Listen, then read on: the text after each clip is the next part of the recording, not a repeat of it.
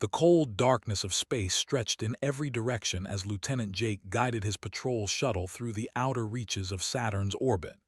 He had been out here for 6 hours now, checking the mining stations and supply routes that kept humanity's colonies running. It was quiet work, lonely work, but Jake preferred it that way. His small shuttle hummed softly as it moved between the frozen moons. Outside his window, Titan's orange atmosphere glowed like a distant lantern against the black emptiness. Jake took a sip of his coffee and checked his instruments. Everything looked normal. Another routine patrol. Then his sensors started screaming. Jake nearly spilled his coffee as red lights flashed across his console. Something was falling through Titan's atmosphere at incredible speed. It was not a meteor. It was not space debris. The readings showed metal, technology, and a faint life sign. A ship someone was crashing. Jake's training told him to report the situation and wait for orders. Protocol was clear about unknown objects. He was supposed to observe from a safe distance and let the experts handle it. But the life sign on his screen was getting weaker by the second. He made his choice in less than a heartbeat. Jake pushed his shuttle into Titan's atmosphere, following the falling object through clouds of orange and brown. His ship shook violently as he descended. The atmosphere was thick and the winds were brutal. Warning lights told him he was pushing his shuttle too hard, but he did not slow down. The crashed ship came into view through the haze. It had landed between two frozen methane lakes, leaving a long trail of destruction behind it. Smoke rose from its broken hull. Jake brought his shuttle down as close as he could and grabbed his emergency gear. The cold hit him like a wall when he stepped outside. Titan was one of the coldest places in the solar system, and even his thermal suit struggled against the freezing air. Jake moved quickly toward the wreckage, his boots crunching on the icy ground. The ship was unlike anything he had ever seen. It was smooth and curved, with no sharp edges or visible engines. The metal had a strange blue color that seemed to glow faintly even in the dim light. This was not human technology. This was something else entirely. Jake found an opening in the hull where the metal had been torn apart by the crash. He climbed inside, his flashlight cutting through the darkness. The interior was filled with smoke and the smell of burning circuits. Strange symbols covered the walls. He could hear something sparking deeper inside the ship. And then he heard something else, a small, frightened sound, like a child crying. Jake moved faster now, climbing over broken equipment and twisted metal. He found the source of the sound in what looked like a small sleeping area. There, huddled in the corner, was a child. But this was no human child. The boy was small, maybe 3 feet tall, with pale blue skin that seemed almost translucent. His eyes were large and silver, filled with tears and terror. He had thin arms and legs, and his small body was shaking from cold and fear. Dark blue blood seeped from a wound on his forehead. Jake stopped and held up his hand slowly. He did not want to scare the child any more than he already was. The boy pressed himself harder against the wall, making that same frightened sound. "Hey," Jake said softly, "it's okay, I'm not going to hurt you." The child did not understand his words, but something in Jake's voice seemed to reach him. The crying slowed just a little. Jake took off his thermal blanket and held it out gently. "You're cold, aren't you? Here, this will help." The boy watched him with those huge silver eyes. For a long moment, neither of them moved.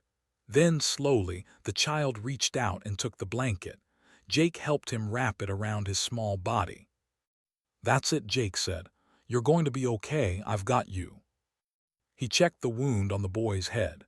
It was not deep, but it needed treatment. Jake pulled out his first aid kit and carefully cleaned the cut. The child winced but did not pull away. He was watching Jake's face now, studying him with an intelligence that seemed far beyond his small size.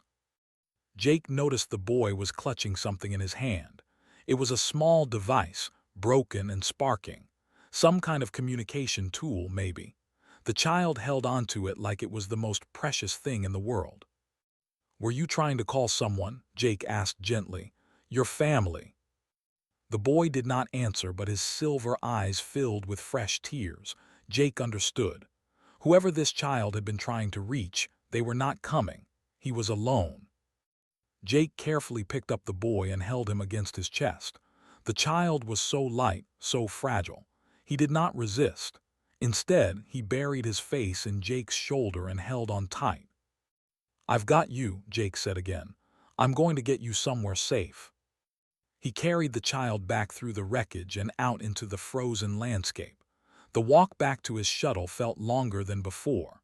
The cold was brutal and the boy was shivering despite the blanket. Jake held him closer, trying to share his body heat. When they reached the shuttle, Jake laid the child down on the small medical bed and turned up the heat. He gave the boy water and nutrient paste from his emergency supplies. The child was hesitant at first, but hunger won out. He ate slowly, his silver eyes never leaving Jake's face. As the shuttle lifted off and headed toward Titan Station, Jake looked at his passenger. This small alien boy, alone and afraid, lost in a hostile universe. He had no idea what would happen when they arrived. He had no idea what the military would say or what protocols he had broken. But he knew one thing for certain. He was not going to abandon this child, no matter what.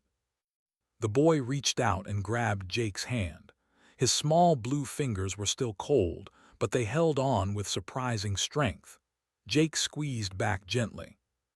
"It's going to be okay," he promised. "Whatever happens, I'll be right here." The child did not understand the words, but he understood the meaning. For the first time since Jake had found him, the boy stopped shaking.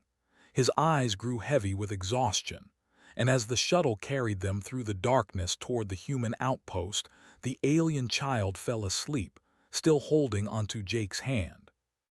Jake watched him sleep and felt something shift inside his chest. He had saved countless lives during his years of service. He had followed orders, completed missions, and done his duty. But this felt different. This felt like something more. He did not know it yet, but this small act of kindness was about to change everything. Not just for him, but for all of humanity. Commander Lisa Grant was not happy. She stood in the medical bay of Titan Station with her arms crossed, staring at Jake like he had lost his mind. Behind her, a team of scientists and medical officers moved carefully around the alien child, taking readings and whispering to each other. "Do you have any idea what you've done?" Lisa asked. Her voice was low but sharp. "You brought an unknown alien life form onto a human station, without clearance, without quarantine protocols, without any thought about what could happen." Jake stood at attention, but his eyes kept drifting to the boy on the medical bed. The child was awake now, watching all the strangers around him with fear in his silver eyes. Every time someone got too close, he would flinch and look for Jake. "He was dying, Commander," Jake said. "I wasn't going to leave him there." "You don't know what he is. You don't know if he's dangerous. You don't know if he's carrying some kind of disease that could wipe out this entire station." "Look at him," Jake said quietly. "He's a scared kid. He's alone. He lost everything. I know what that looks like, Commander. I've seen enough of it." Lisa's expression softened just a little. She knew about Jake's past, about the things he had seen during the colony wars. She took a deep breath and shook her head. "This is above my pay grade. I'm sending a report to Earth Command. Until they decide what to do with him, he stays in quarantine, and you stay away from him." "Commander." "That's an order, Lieutenant." Jake wanted to argue, but he knew it would not help. He gave one last look at the boy, who was still watching him with those big silver eyes. Then he turned and walked out of the medical bay. But Jake could not stay away. That night, after everyone else had gone to their quarters, he snuck back to the medical bay. The guards knew him and let him pass without questions. He found the boy still awake, sitting on the bed with his knees pulled up to his chest. The child's face lit up when he saw Jake. He made a soft sound that might have been happiness and reached out his small hands. Jake sat down beside the bed and took the boy's hand. "Hey, buddy, couldn't sleep either, huh?" Over the next few weeks, Jake visited every chance he got. He brought small gifts, things he thought a child might like. Colorful rocks from the station's garden, a deck of cards with pictures of Earth animals, a small music player loaded with classical songs. The boy was fascinated by everything. He studied the cards like they held the secrets of the universe. He listened to the music with his eyes closed, swaying gently. And slowly, he started to relax around Jake. Dr. Nancy, the station's chief medical officer, was the one who made the first real breakthrough. She was a kind woman with gray hair and warm eyes, and she had spent her whole career studying biology. But she had never seen anything like this child. "His biology is remarkable," she told Jake one day. "His cells regenerate at an incredible rate. That wound on his head healed in just 3 days, and his brain activity is off the charts. Whatever species he comes from, they're highly advanced." "Can you talk to him?" Jake asked. Nancy smiled. "We're working on it. They have been analyzing the sounds he makes. It's a complex language, but they're starting to understand the basics." A few days later, they had their first conversation with the boy. It was slow and difficult, with lots of pointing and gesturing, but they learned his name. Yep. Jake tried saying it, and the boy smiled for the first time. It was a small smile, but it felt like sunrise after a long night. As the weeks passed, learned more and more words. He was incredibly smart, picking up English faster than anyone expected. And piece by piece, he told them his story. He was from a species called the... They were a peaceful people who lived on the other side of the galaxy. But another species, called the Collective, had attacked them. They were cruel and violent, conquering world after world. His family had tried to escape. His parents had put him in an escape pod when they attacked their ship. They had sent him toward a distant planet, hoping someone would find him, hoping someone would keep him safe. They had not survived. Jake held while the boy cried, understanding the pain of losing everything you loved. He whispered soft words of comfort, even though he knew they could not truly help. Some wounds never fully healed, but having someone beside you made them easier to bear.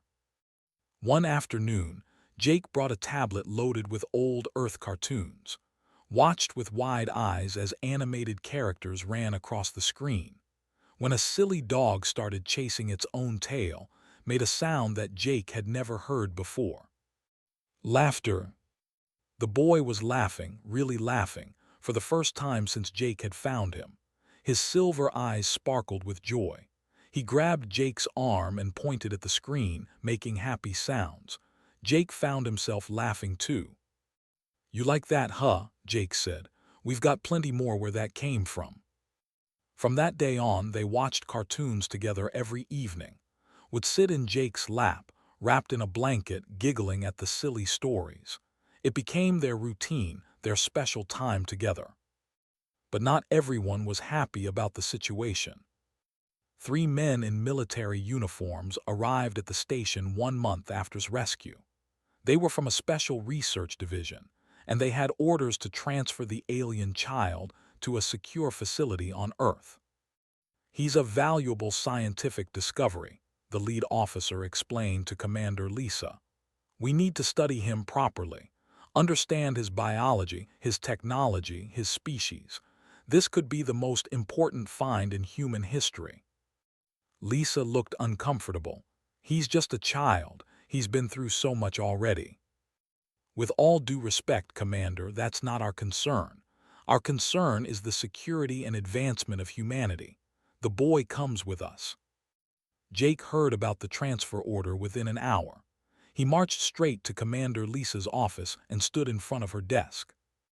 "You can't let them take him." "I don't have a choice, Jake. The orders came from the top." "He's not a specimen. He's a kid who lost everything. What happens when they're done studying him? Do they just throw him away?" Lisa was quiet for a long moment. Then she said, What do you want me to do? Let me go with him. Let me stay with him wherever they take him. He trusts me. He needs someone on his side. Before Lisa could answer, Dr. Nancy walked into the office. She had heard the news too, and she was carrying a medical file. Commander, I need to make an official recommendation. The boy has formed a critical emotional bond with Lieutenant. Separating them at this stage could cause severe psychological damage. If we want to learn anything meaningful from, we need to keep him stable. That means keeping Jake with him. Lisa looked at the file, then at Jake, then back at Nancy. Finally, she nodded. I'll make some calls, no promises, but I'll try. That night Jake went to see. The boy was sitting by the window looking out at the stars. His small face was sad. People coming, said in his broken English. Take me away. Jake sat down beside him and put an arm around his small shoulders. Maybe, but wherever you go, I'm coming too. I promise. You're not going to be alone. Leaned against Jake's side and let out a small sigh. Jake is family, he said quietly. The words hit Jake harder than he expected. He tightened his arm around the boy and looked out at the stars. Yeah, buddy, he whispered. I guess I am. 3 months had passed since Jake rescued from the crashed ship. In that time, everything had changed.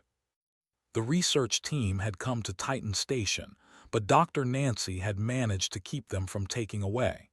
She argued that the boy would cooperate better in familiar surroundings, with people he trusted. The military officials did not like it, but they agreed. For now, would stay.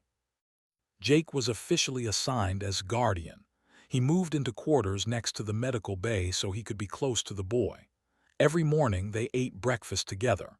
Every afternoon, Jake taught about Earth while scientists taught him about the. Every evening, they watched cartoons and played card games until fell asleep. The boy was thriving. His English improved every day. He smiled more often. He even started playing jokes on the station crew, hiding their tools and giggling when they could not find them. Titan Station had adopted him as one of their own. But everything changed on a cold Tuesday morning. Jake was teaching how to play chess when the station alarm started blaring. Red lights flashed across every room. Jake grabbed and ran to the command center, where Commander Lisa was staring at the main screen with a pale face. What's happening? Jake asked. Lisa pointed at the screen without speaking. Jake looked and felt his heart stop. Ships, hundreds of ships, thousands of ships. They were appearing at the edge of the solar system, dropping out of some kind of faster-than-light travel. They were arranged in perfect formation, moving slowly toward the inner planets. They just appeared, Lisa said. Her voice was shaking. No warning, no communication, nothing. Jake looked at the ships on the screen. They were beautiful in a terrifying way, curved and elegant with hulls that glowed faintly blue. They looked like the ship he had found in, only much, much bigger. Jake said softly, "Look at the screen, do you know those ships?" Stepped forward, his silver eyes wide. For a long moment he did not speak. Then, in a voice barely above a whisper, he said one word. The next 12 hours were the most tense in human history. Military forces across the solar system went to high alert. Ships were scrambled, weapons were armed, and everyone held their breath. Humanity had always wondered if they were alone in the universe. Now they had their answer, and it was terrifying. But the fleet did not attack. They stopped at the edge of the solar system and waited. And then, finally, they sent a message. The transmission was simple and direct. The High Council was searching for a child, a boy from a noble family who had been lost when they attacked a diplomatic convoy. His name was, and he was the heir to one of the most powerful houses in the Empire. They had been searching for him across the galaxy, and now they had finally found him. Jake listened to the message with a heavy heart. Of course they wanted back. Of course they would take him home. He was not just some refugee child. He was royalty. Commander Lisa looked at Jake with sympathy in her eyes. "I'm sorry," she said, "but this is bigger than any of us. They are requesting a meeting. They want to send a delegation to Titan Station. Jake nodded slowly. Let them come. The delegation arrived 3 days later. Their ship was smaller than the massive vessels in the fleet, but it was still the most advanced thing Jake had ever seen. It landed on Titan's surface with perfect grace, and a ramp extended from its side. Jake stood within the station's main hangar, watching as the alien visitors walked down the ramp. They were taller than humans, about 7 feet on average, with the same blue skin and silver eyes as. They moved with an elegance that made every step look like a dance. At the front of the group was a female wearing robes that shimmered like starlight. Her face was calm and beautiful, but there was a sharpness in her eyes that spoke of power and authority. She stopped a few feet from Jake and studying them both. "I am Ambassador," she said. Her English was perfect, though her voice had a musical quality that was unlike any human speech. "I speak for the High Council of the Empire." Jake straightened his shoulders. "I'm Lieutenant Jake, and this is." His gaze softened as she looked at the boy. There was relief in her eyes and something that might have been tears. She said gently, "We have been searching for you for so long. Your grandmother never gave up hope." His eyes went wide. "Grandmother?" Nodded, "The Empress herself. She sent this entire fleet to find you. You are the last of your mother's bloodline. You are precious beyond measure." Jake felt something twist in his chest. The Empress was the grandson of an empress. He was not just royalty. He was as close to the top as it was possible to be. Turned her attention to Jake. Her silver eyes studied him carefully, taking in every detail. "You are the human who saved him." "I just did what anyone would do," Jake said. Tilted her head. "No, you did not. Our intelligence has been thorough. We know what happened on the day you found him. Your superiors ordered you to report the crash and wait for instructions. You disobeyed.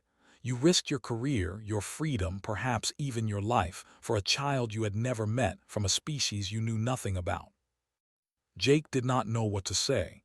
He had not thought about it that way at the time. He had just seen a kid who needed help. "Why?" asked. "Why did you do it?" Jake looked down at who was watching him with those big silver eyes. Because he was scared and alone. Because no one else was going to help him. Because it was the right thing to do. Was quiet for a moment. Then she said, "Among my people, such actions are not forgotten. We value kindness above power, compassion above conquest. You have shown both in abundance." Before Jake could respond, pulled free from his side and ran toward, but he stopped halfway and turned back to look at Jake. His small face was full of worry. "Jake comes too," said firmly. "Jake is my friend. Jake stays with me." Looked at the boy, then at Jake, then back at the boy. A small smile crossed her face. "That," she said, "is not my decision to make, but I will tell you this, young. Among the bonds of love and loyalty are sacred. If this human has earned your trust, then he has earned our respect as well." She turned to Jake. "Lieutenant, the Empress has requested your presence at our. She wishes to meet the human who saved her grandson. Will you come?" Jake looked at. The boy was watching him with hope shining in his silver eyes. He was asking Jake not to leave him, not to abandon him, not now. Jake thought about everything he was leaving behind. His career, his home, his entire species.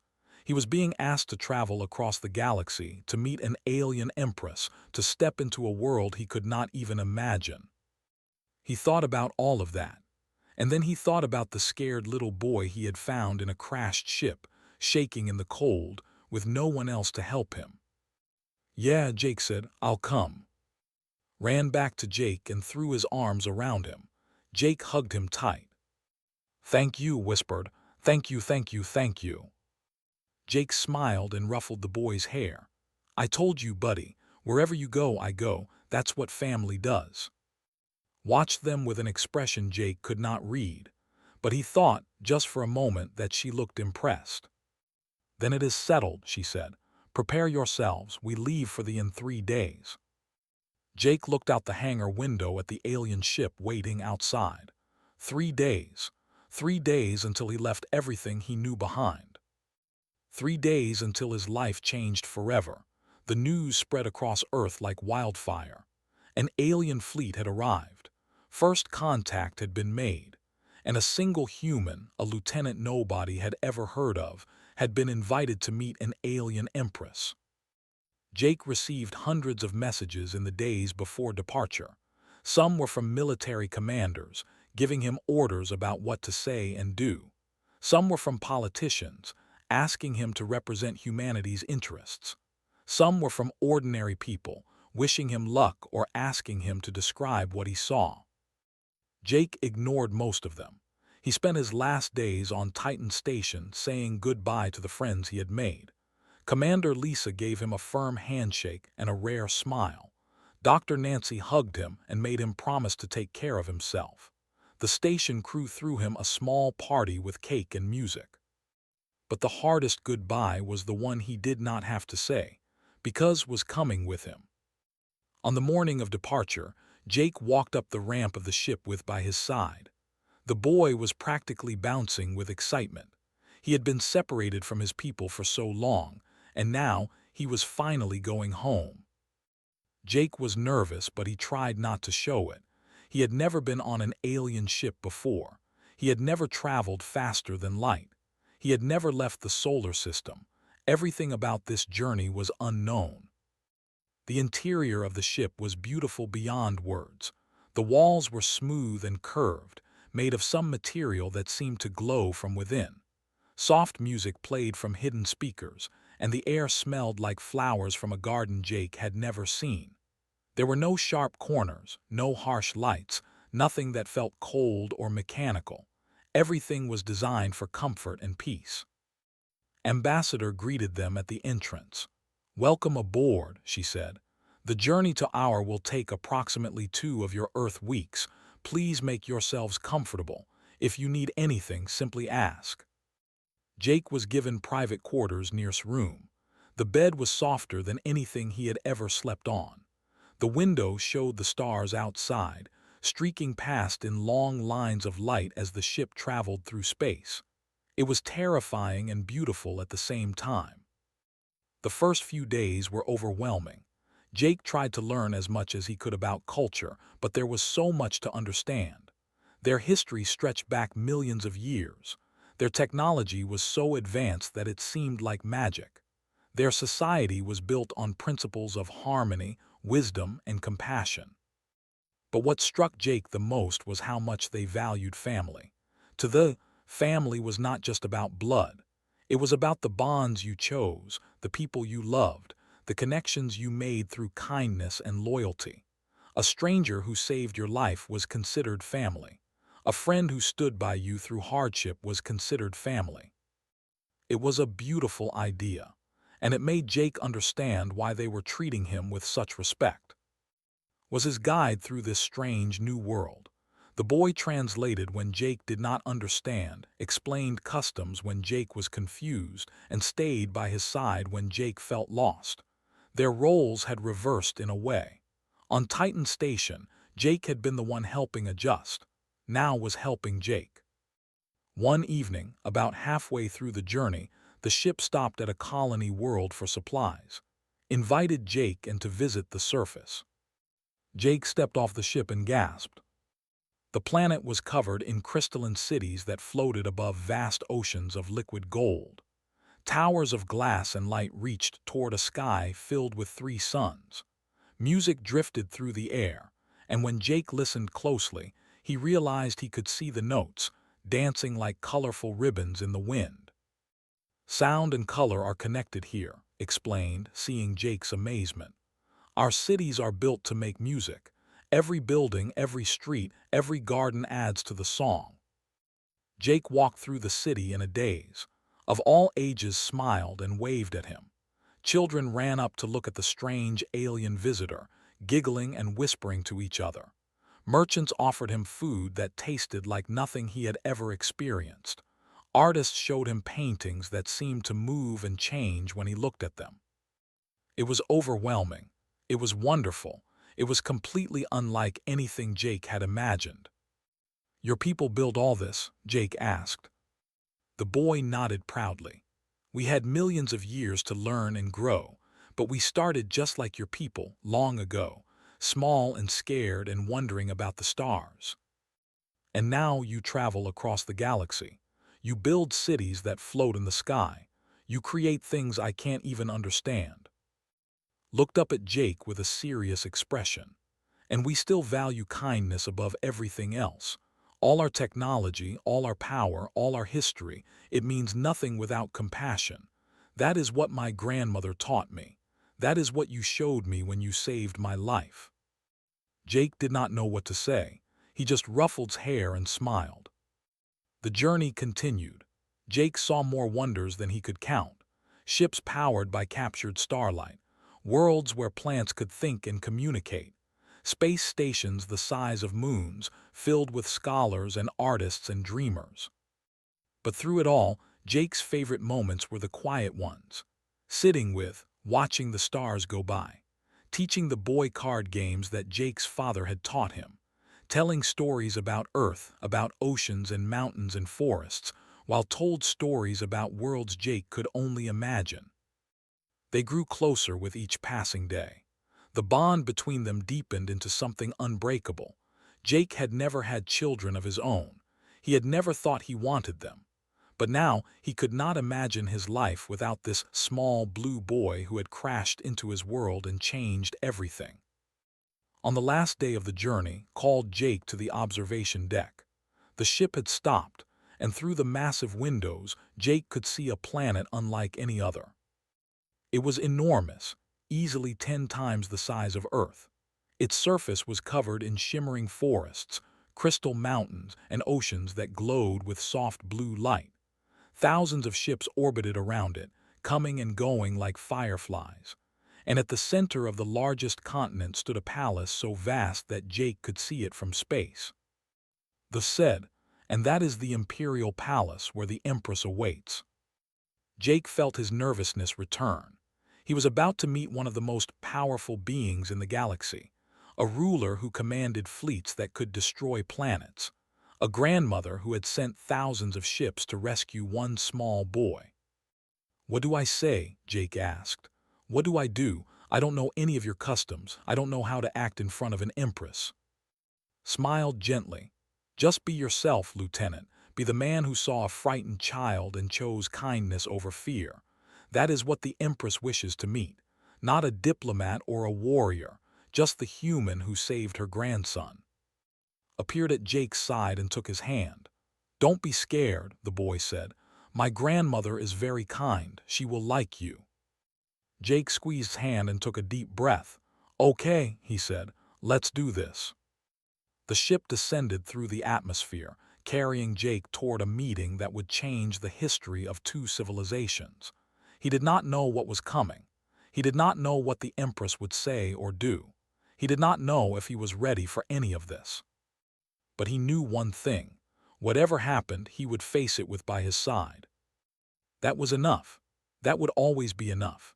The Imperial Palace was even more magnificent up close than it had been from space. It rose from the ground like a mountain made of crystal and light, its towers reaching toward the sky in graceful spirals. Gardens filled with glowing flowers surrounded its walls. Fountains of liquid silver sang soft melodies as Jake walked past them.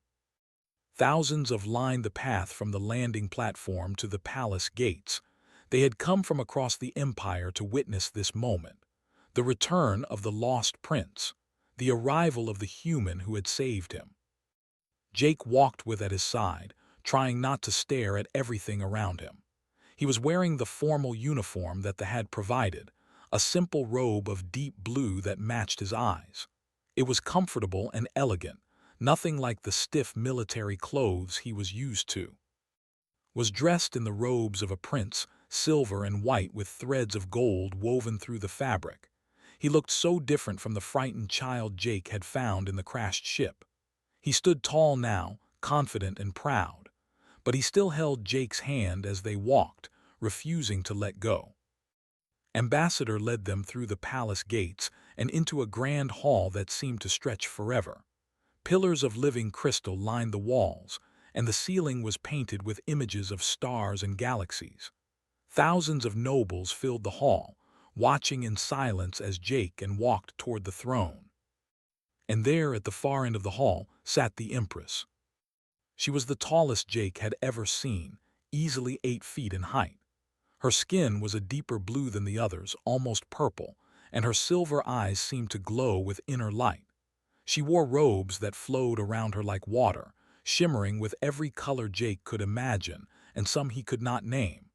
A crown of crystalline light floated above her head, casting gentle shadows across her ageless face. She was ancient, Jake realized, older than any human could ever be, but there was nothing weak or frail about her. Power radiated from her presence like heat from a star. This was a being who had ruled an empire for thousands of years, a being who had watched civilizations rise and fall, a being who commanded more power than Jake could comprehend. And yet, when ran toward her, calling out in the language, she rose from her throne and descended the steps with surprising speed. She knelt down and caught the boy in her arms, holding him tight against her chest. She whispered, "My little star, you have come home." Jake watched them embrace and felt tears prick at his eyes. This was what it was all about, not power or politics or diplomacy, just a grandmother holding her grandson, grateful beyond words that he was alive. After a long moment, the Empress stood and placed her hand gently on his shoulder. Then she turned her gaze to Jake. The weight of her attention was almost physical. Jake felt like he was standing in front of a sun, warm but overwhelming. He did his best to stand straight and meet her eyes. "Lieutenant Jake of Earth," the Empress said. Her voice was deep and musical, filling the entire hall without seeming loud. "Step forward." Jake walked toward her on legs that felt like water. He stopped a few feet away and gave the deepest bow he could manage. He had no idea if it was the right thing to do, but it felt respectful. "Rise," the Empress said, "and look at me." Jake straightened up. The Empress studied him with those glowing silver eyes, seeing through him in a way that made him feel completely exposed. She was reading him, he realized. Not his mind exactly, but his heart, his intentions, his truth. Whatever she found seemed to satisfy her. A small smile crossed her ancient face. "My grandson has told me everything," she said. "How you found him in the wreckage of his ship. How your own people to save him. How you stayed by his side when others wanted to take him away. How you came with him across the galaxy, leaving everything you knew behind because he asked you to." Jake did not know what to say. He just nodded. Among humans, such acts might be called duty or kindness or simple decency. But among my people they are called something more. They are called love. The Empress raised her hand, and a wave of light passed through the hall. Every in the room bowed their heads.